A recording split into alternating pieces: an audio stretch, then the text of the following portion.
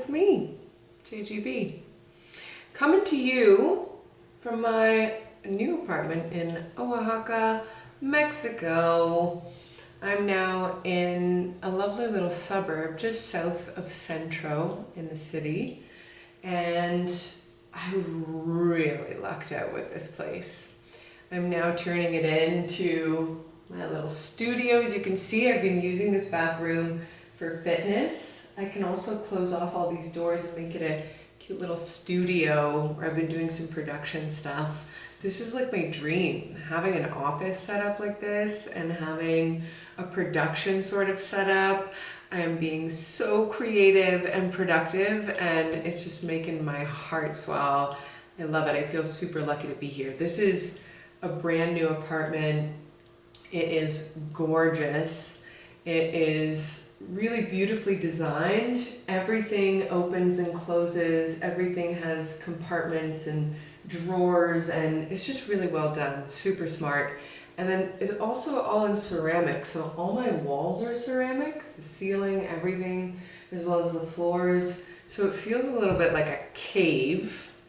And the fact that I'm quarantining here and sort of trapped in this cave feels kind of cool. I've got these amazing blackout windows. I've never had this in my life, and it is a game changer, my friends. I can just shut the blinds, but it's also got a built-in wraparound thing that's just, it blocks out all the light. So I start working here at like 5 o'clock in the morning. It's a new thing that I'm doing early mornings. And with those blinds shut, I have no idea what time it is. And the day flies by. Sometimes I open them up and realize, oh my God, it's like 4 p.m. The whole day goes by. I really like that. It helps me to focus, being able to have this little bubble and to be shut out from the outside world is so good for my productivity. So the fact that I'm here in this space while this quarantine is happening is amazing. I'm really happy with how everything's flowing and coming together. It feels super safe here. I'm in a gated community, so there's no people walking around. All I have is like local vendors, so it's safe, it's nice. There aren't too many germs around, there's no tourists.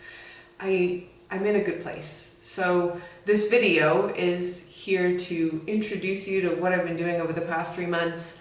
I realized that my last video was from Mexico City, and somehow 4 months have passed in that time. So I wanted to do a little quick update on what's up with JGB, where I'm at, what my plans are, what I'm focusing on.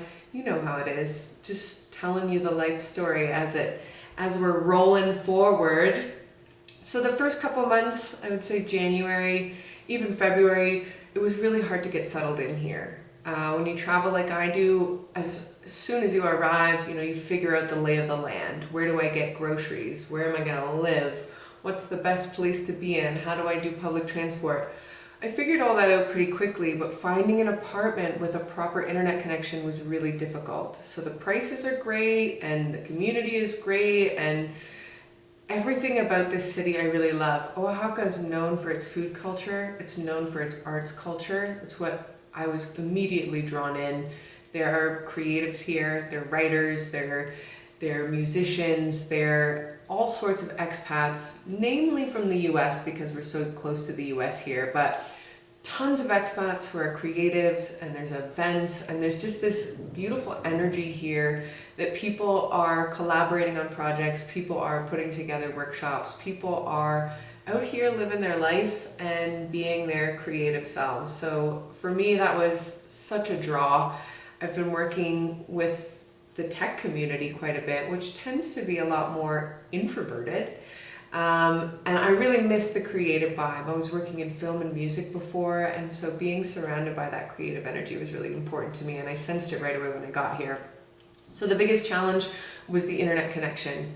As somebody who works online and who does video calls on a day-to-day basis, we record and stream video calls. So super important for me to have a stable connection. My clients rely on me for this, and so it honestly took me almost 2 months to get that sorted out. I stayed in another apartment at first, and it was the loudest place I've ever been in my whole life, and I don't think I'll ever be able to explain to you how loud it was because you wouldn't even believe me. Mexico is loud. That is the one thing that is so hard for me. I'm a very jumpy person. I was living on a street corner where there were cars 24/7, and they're loud motors, they're old cars, they're beat up, they're in terrible shape, and so the loud motor would vibrate and set off the car alarms, and then the car alarms would set off the dogs. Everywhere you go here, there are dogs hanging out of windows and on rooftops. So every time you walk down the street, there's dogs just coming at you from all corners, and it looks like they're gonna jump out at you at any second and throw themselves at you, which they don't do, but it takes some getting used to. So dogs everywhere, dog barking everywhere. It's not like back home where people tame, you know, just shut up. It's fine for dogs to just bark for hours and hours and hours on end here. It's just how things roll. Noise is not regulated. Anyone can do whatever they do, and Mexicans are so chill about it. They don't seem to notice it. I am not like that. So it was really hard to get used to being in Mexico for the first month. I had to leave that place because it was just so overwhelming. The noise started at 5 a.m. and went until all hours. So if you're ever considering going to Mexico, everyone told me this, Mexico's loud. I didn't understand until I got here how loud it is. So definitely be prepared. Bring some earplugs and just know that that's just how shit rolls out here. So I had rented another office. It was under construction. The communication with their teams and their business people was just so hard to work through. There was sawing and, again, noise. And I spent the whole month trying to work with them to figure out how to get a space where I could have some quiet. I can't have sawing when I'm recording podcasts or doing video interviews. So it was really challenging. And then this space fell into my hands, and I have Megan to thank for that. My friend Megan, who's out here, whom I knew from Bali, small world.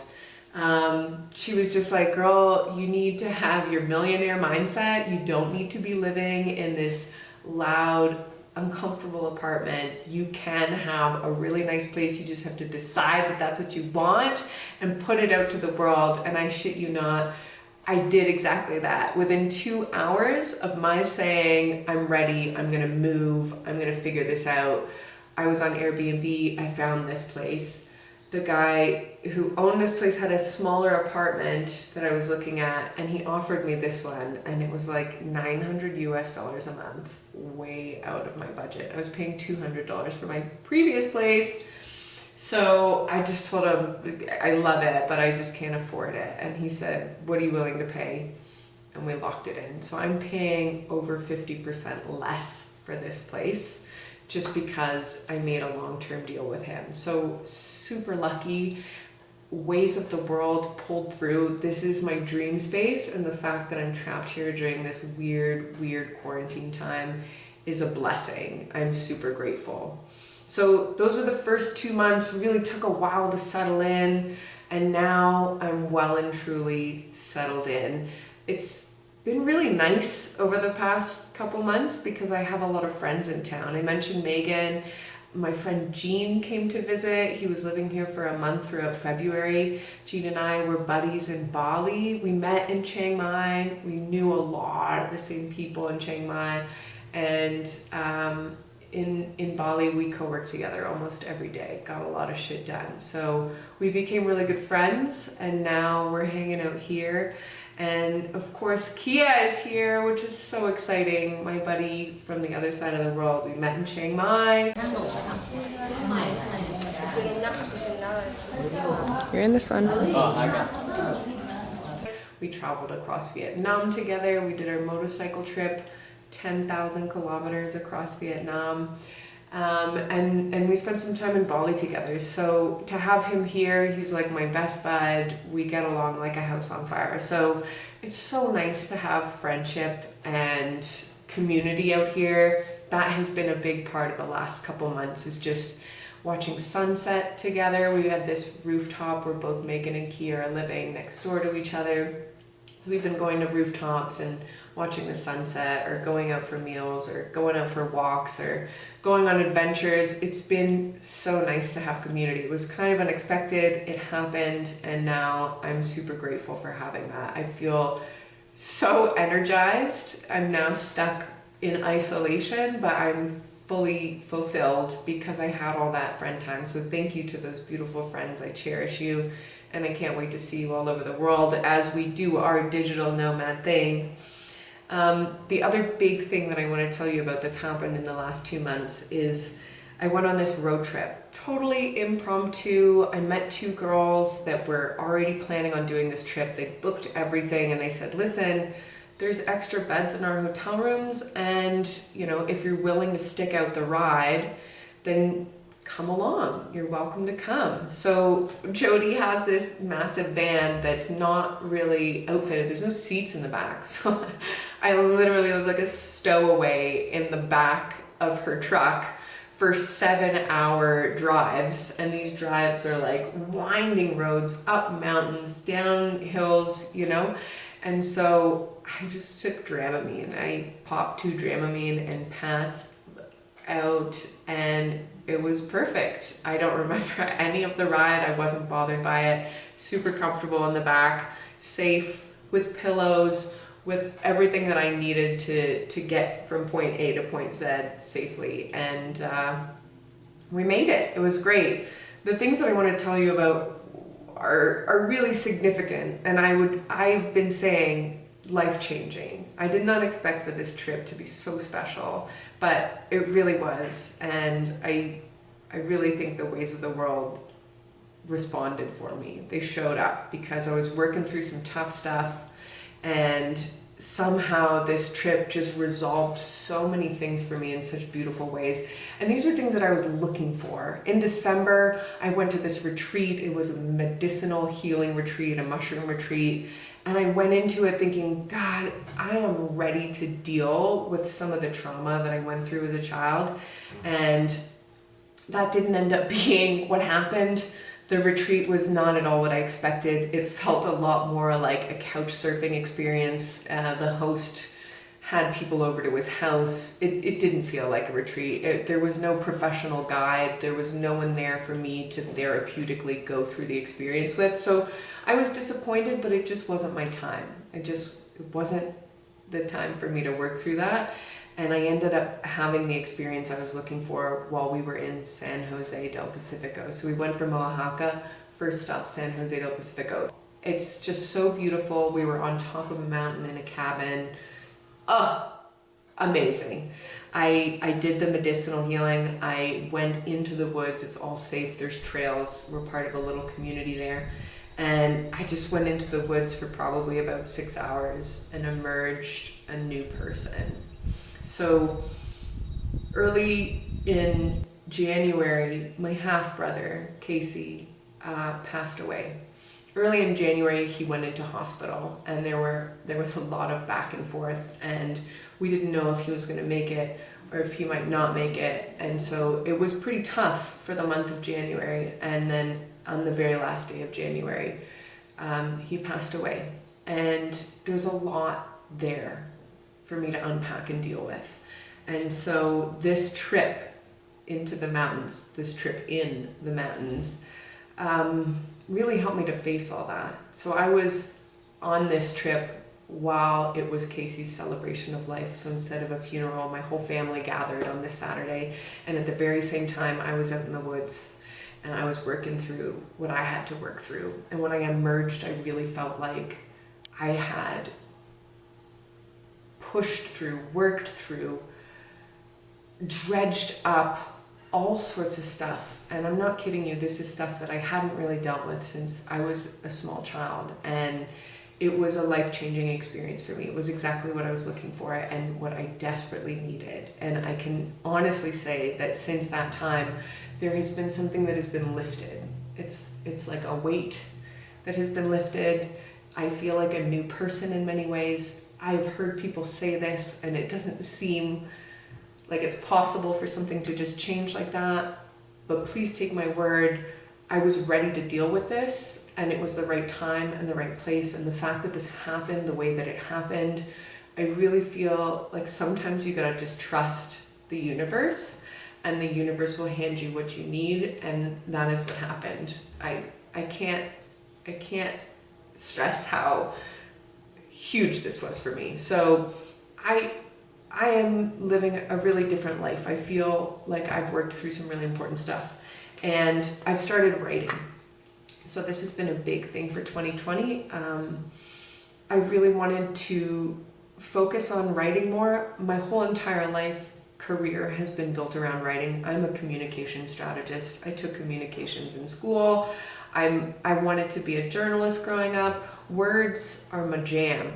I love communications, and I built everything that I do around communications, but it's not creative. When you turn your passion into a job, it's really different.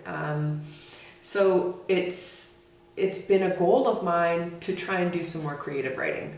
And so I set a goal this year to start writing my memoir.